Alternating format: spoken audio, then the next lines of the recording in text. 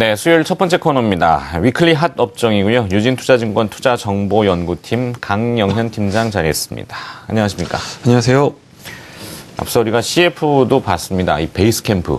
방향을 모를 때는 베이스 캠프가 있어야 된다고 하는데 지금은 베이스 캠프 찾기도 어렵죠. 특히 가장 체감할 수 있는 것은 거래량이나 거래 대금, 시장의 에너지라고 하는데요. 많이 위축되어 있고 그 이면에는 또 상승 종목 수도 매우 감소했다 그러죠. 네. 자, 이런 현실의 전략을 좀 일단 먼저 딱 잡아주고 들어가시면 좋겠는데요. 네. 어떻게 보시나요? 네, 지금 증권사 직원들부터 펀드 매니저들 만나보면 서로 이제 표정 보기 바쁩니다. 이 아가 참 어려운 상황인지 아닌지 그 부분들을 관찰하면서요. 실제적으로 웃고 다니는 사람이 그만큼 없다라고 볼 수가 있고, 흔히 하는 말로 그냥 오늘이 어제가 가장 어려운 최악의 위기였으면 좋겠다라고 하는 부분, 그 이면에는 앞으로도 더 추세적으로 안 좋아질 가능성도 있겠다라고 하는 부분이고요.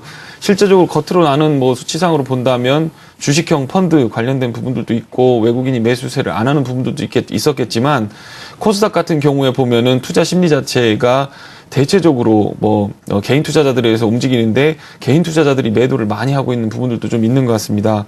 원인을 살짝 살펴본다고 한다면 이제서야 조금씩 나타나고 있는 부분인데요. 건설주들 중에서 큰 건설주들, 대우건설이라든가 삼성 엔지니어링이라든가 해외 쪽에서 수주가 많은 건설 기업체들이 요번 분기 마감을 하면서 연간으로 실적 마감을 하면서요, 내년 내후년까지 자기들이 떠안고 있는 부실에 대해서 자들이 감당할 수 있겠느냐라고 하는 부분들에 대해서 시장이 좀 우려세를 나타내고 있는 부분들은 조금 걸림돌이 있는 것 같다라는 생각이 좀 들고요. 어떤 면에서 봤을 때 지금 트리거 포인트가 없습니다.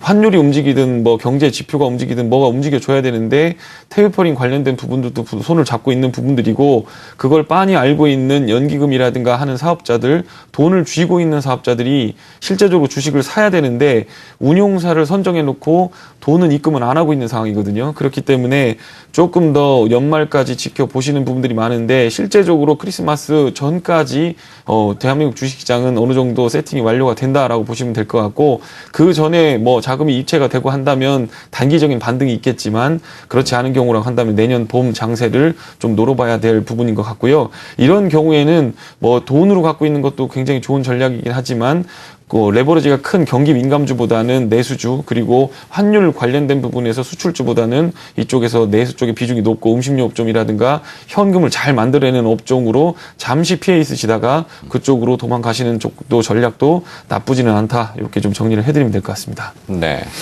요즘 중소형주 운영하는 펀드 매니저들 만나면 일단 비우고 보자, 모르겠다라는 이야기를 전문가들이 입에 달고 살 정도지 않습니까? 섹터별로 나눠서 분석하는 것이 현재로서는 큰 의미가 없다고 생각이 들어지긴 합니다만, 말씀하신 대로 조금은 아직은 모르니까 방어적으로 소나기는 좀 피해 놓고, 그렇게 좀 준비를 해보자, 이렇게 해주셨어요. 네. 조금 구체적인 내용들은 뭘까요? 네. 실제적으로 투자 아이디어들 저희들도 굉장히 많이 갖고 있습니다. 여기 와서 방송에서도 저희들이, 제가 말씀을 드리는 부분들도 구조가 바뀌는 부분들에 대한 투자 아이디어를 꼭 갖고 가셔야 된다고 계속해서 말씀을 드렸고요. 중국부터 시작해서 한국도 사회 전반적인 구조 변화가 일어나고 있기 때문에 수혜주라든가 경기가 좋아지게 될 경우에 어디가 먼저 반응을 할 것인가에 대해서 굉장히 안테나를 깊게 세우고, 요즘 같은 장에서 특히 공부를 더 많이 하시는 게 중요하다는 생각이 들고요. 그렇지만 지금 입장에서 봤을 때는 시장에 어떤 호재가 나오고 공시가 나오고 어떤 투자 아이디어가 뿌려진다고 하더라도 실제적으로 시장이 반응이 없습니다. 개인 투자자들은 창구에서 있다가 보면은 연말에 갚아야 되고 들어가야 되고 하니까 주식에서 돈을 펀드를 환매해서 주식에서 돈을 빼서 전부 갖고 나가는 분위기이기 때문에 그런 부분들도 어느 정도 반영을 하고 있다는 부분인데요. 가치 투자 측면에서 본다고 한다면, 비율을 한번 해본다고 한다면, 똑같은 아파트가 급매 물량으로 나왔다고 한번 생각을 해보시면 될 것 같습니다. 5억짜리 아파트가 4억에 급매로 풀린다라고 한다면, 돈 있는 사람 입장에서 봤을 때는 4억에 사두면 괜찮은 전략이 될 수 있거든요. 지금 입장에서 아파트 가격이 5억, 10억 올라간다는 보장은 없지만, 전반적으로 싸게 산다고 한다면 큰 무리 없이 주식 투자도 진행할 수 있는 구간이다라는 부분이고요. 실제로 기업체를 탐방을 하다 보니까 저희들한테 소개 들어오는 부분들이 회사들 팔려고 하는 업체들 M&A 하게 좀 도와주십시오라고 하는 부분이라든가 사업부 자체를 떼어서 사다가 사업을 붙이려고 하니까 좀 소개를 시켜주십시오 하는 부분이 있다는 얘기인데요. 전체적으로 얘기하면 M&A 인수합병, 그러니까 발행시장 쪽에서는 그렇게 나쁘지도 않은 것 같다라는 부분이고, 그것은 기업들이 실제적으로 장사를 해서 돈은 사내에 쌓아두고 있는 부분이 있다라고 하는 부분입니다. 그렇기 때문에 주식시장이 지금 반영을 하고 있는 부분들, 가격에 대한 부분들은 유통시장에 있어서 어느 정도 문제인 것 같고, 이것이 해결되려면 시간이 좀 필요한 부분이기 때문에 투자자분들께서는 급한 마음 먹지 마시고 가치 투자로서 괜찮은 주식들, 이럴 때 쌀 때 한번 급매물로 나오는 주식들 한번 받아서 장기적으로 한 6개월, 1년 갖고 간다는 생각으로 가져가시면 주가 폭락 사태도 그렇게 크게 피해 가실 수 있을 것 같고요. 어떤 면에서는 마음도 편하게 주식 투자할 수 있는 구간이 아닌가, 이렇게 좀 정리를 해드리겠고요. 전반적으로 봤을 때 투자 포인트는 그겁니다. 매출액 성장이 얼마나 나오느냐, 그 주식들을 사셔야 되는 거고요. 영업이익이 올해 내년에 기존에 6% 나던 애들이 10% 나면 좋겠지만 그건 아니더라도 6% 나다가 3%로 잘리면 안 되고, 꾸준하게 6%면 6%, 10%면 10% 날 수 있는 애들을 잡아서 그런 기업들로 투자 포인트를 잡아보시면 큰 무리는 없을 것 같다는 생각이 들고요. 특히 중요한 것들은 재무제표입니다. 연말로 다가오기 때문에 내년에는 또 코스닥종에서는 재무제표가 엉성하고 좀 안 좋다라고 하는 기업들은 퇴출시켜버릴 수가 있기 때문에 내년 봄까지는 그런 부분에 대해서 뭐 이게 좋다더라 저게 좋다더라 재무제표 봤는데 자산도 없고 부채 비율 높은데 앞으로 이 아이템을 가지고 이 회사가 돈을 많이 벌 거다라고 하는 회사들은 투자를 조금 지양하시는 것이 뭐 좀 괜찮은 생각이다. 이렇게 좀 정리를 해드리면 될 것 같습니다. 네. 자, 자산을 매입할 때는 부동산 자산이 됐건 금융자산이 됐건 뭐 오를 것이다라는 답보를 하기는 어렵더라도 가지고 있는 그 근본적인 가치를 믿돈다면은 정상적으로 다시 돌아갈 수 있는, 사실 뭐 상패나 기업이 존재하면은 주가가 제로가 될 수는 없는 거 아니겠습니까? 네. 뭐 단순하게 극단적인 이야기입니다만 그런 마음가짐으로 좀 여유롭게 좀 보시자는 거, 그리고 이면을 잘 뜯어봐야 되는데 자, 하나를 좀 집중적으로 분석을 한번 들어가 볼까요? 기업을 어떻게 보십니까? 네, 기업체들 저희들이 탐방 다니면서 뭐 사실 이제 업종 하나를 소개시켜 드릴 건데요. 전자결제 관련된 부분에 지난주에도 제가 살짝 말씀을 드렸는데 시간이 없어서 길게는 말씀 못 드렸습니다. 전자결제 시장 같은 경우는 우리나라는 전문가들이 말하기를 포화 상태에 들어와 있다라고 주로 말을 하고요. 스마트폰이라든가 온라인 결제 비중 자체가 어느 정도 정체되어 있는 상태에서 전자결제 업종 자체에 대한 센티멘트는 성장이라기보단 지속적으로 안정적으로 현금 창출하는 그런 업종이다라고 하는 부분인데, 실제적으로 보면 여기에서 두 가지 포인트가 추가가 되는 부분들이 있어서 좀 말씀을 좀 드리려고 합니다. 그동안에는요, 예를 들어 본다고 한다면 약국에 가서 카드를 내고 결제를 약을 사면 카드 결제를 하시면 그게 이제 결제 시스템을 통해서 카드사와 피지라고 하는 업체하고 연결이 되는 부분들이 있는데요.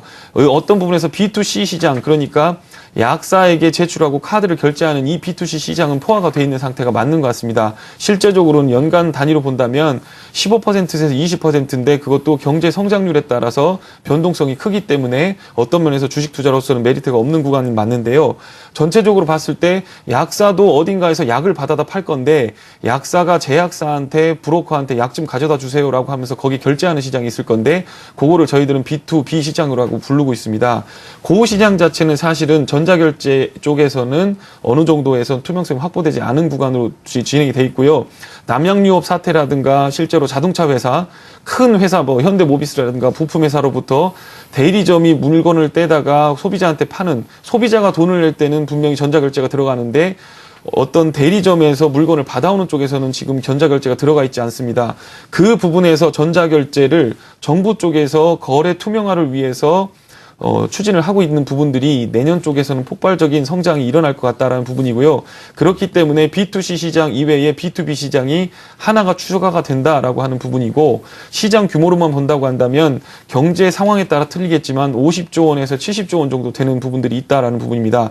그렇기 때문에 벤이라든가 피지 사업이라든가 또 B2B 구매 사업 관련된 부분에 있는 기업들은 내년에는 꼭 한번 지켜보시는 필요가 있다라는 부분들이고요. 제가 탐방을 다녀온 한국사이버결제는 어제 기사가 하나 났습니다. 해외 진출 관련된 기사인데요. 베트남 시장 관련된 부분에서 계약을 체결했다. 뭐 MOU가 아니라 사업을 파트너적으로 재현하겠다는 부분이 아니라 실제적으로 자회사를 설립을 해서 매출이 찍히는 부분으로 들어가 있다는 부분인데 기사가 너무 조그맣게 나서 실제적으로 이해가 잘 안 되실 수도 있습니다. 있습니다. 네. 어떤 베트남 시장 같은 데 보시면요. 실제적으로 인구가 9천만입니다. 그중에서 전자상거래가 어떻게 이루어지고 있냐면 홈쇼핑에서 물건을 주문하고 우리 같은 경우에는 카드 번호를 불러주고 뭐 이러면서 비밀번호를 불러주면서 실제로 결제를 일으키는데 베트남 같은 경우에는 물건을 배달해주면 현금으로 줍니다. 그리고 그게 안 된다 싶으면 은행에 가서 직접 캐시기로 계좌 이체를 시키는 방법이 있거든요. 어떤 부분에 있어서도 온라인 부분이라든가 온라인 쇼핑몰 같은 부분에서도 전자결제 관련된 부분에 피지라든가 벤 사업 부분이 활성화가 되지 않았기 때문에요. 어떤 부분에서 이 시장은 굉장히 성장성이 무궁무진하다 이렇게 보실 수가 있겠고요. 여기 중에서 통신사 중에서 우리나라로 말하면 SK텔레콤과 KT를 합친 것과 같은 통신그룹과 지금 계약을 체결하고 사업을 진출했다라는 부분인데 저희들이 아직까지 회사 쪽에서는 보수적으로 얘기를 하고 있지만 저희들 입장에서 봤을 때는 창사 이래 최대의 사건이 아닌가라는 생각이 들고요. 1, 2년 지나고 나서 만약에 이런 전자결제 규모가 터진다고 한다면 국내 사업 자체의 규모를 초월하는 시간으로 움직일 수 있는 가능성도 있다. 이렇게 좀 볼 수가 있다. 말씀을 네. 좀 드리겠고요. 순 투자 금액이 30억 정도 되는데 실제적으로는 투자해놓고 자기 플랫폼 갖다가 자회사에 주면서 투자 금액을 회수하는 방식으로 들어가기 때문에 전반적으로 보면은 투자 금액이 그렇게 많지가 않다라는 부분이고 실제적으로 보면 해외 투자는 이렇습니다.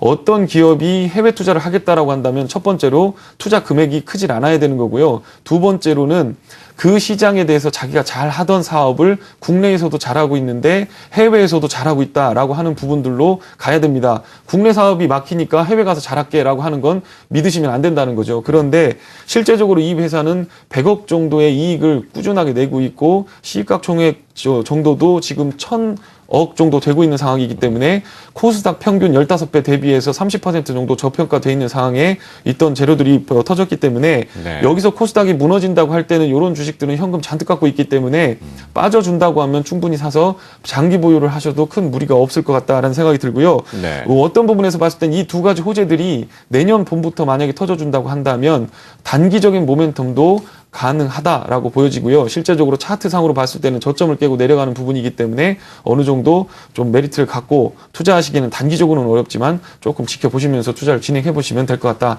이렇게 좀 말씀드리고요. 공매도 상황을 보니까 공매도도 조금 움직이고 있다. 그렇기 때문에 숏 커버링이 나온다거나 장대 양봉이 나온다고 한다면 뉴스 플로우를 생각하시면서 쭉 한번 정리를 해보시면 될 것 같습니다. 알겠습니다. 자, 시간이 있으면 좀 더 들어보고 싶긴 한데 오늘은 제한된 시간이 있으니까 한국사이버결제까지 들어봤습니다. 위클리 핫 업종이었고요. 유진투자증권 투자정보연구팀 강영현 팀장이 수고해 주셨습니다. 고맙습니다. 네, 미국